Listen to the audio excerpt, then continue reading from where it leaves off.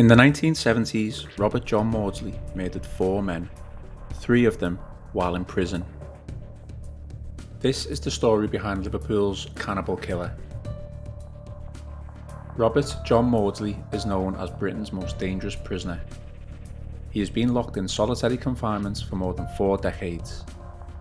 Maudsley was just 21 when he carried out his first murder in 1974 and went on to kill 3 more people while he was in prison.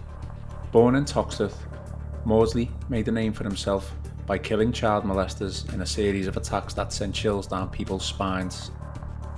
He spends 23 hours a day locked alone inside the glass box beneath Wakefield Prison and was considered too dangerous to mix with prisoners and guards. The 68-year-old has been locked inside a specially constructed bulletproof glass cage since 1983.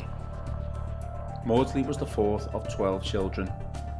As a child, he suffered years of violent abuse at the hands of his father, egged on by his mother. At the age of 16, he fell down the hole of drug addiction and turned to sex work to earn money. It was here he met his first victim in 1974. After his client John Farrell showed him photos of children he'd abused, Maudsley garroted him to death. He was declared unfit to stand trial and sent away to Broadmoor Hospital. This was with the recommendation that he should never be released. 3 years later, he and fellow prisoner David Cheeseman barricaded themselves inside a room with tied up child molester David Francis.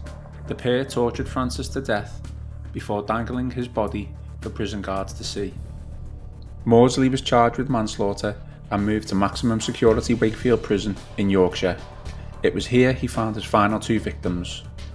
In a murderous rage on July 29, 1978, Maudsley first strangled and stabbed Selmy Darwood, who was locked up for killing his wife. He then crept into the cell of Bill Roberts, who had sexually abused a 7-year-old girl. He stabbed Roberts, hacked his skull with a makeshift dagger, and smashed his head against the wall. Reports at the time of his murders claimed he'd left a spoon in the skull of his second victim, who was missing parts of his brain, although an autopsy report later showed that the story was incorrect.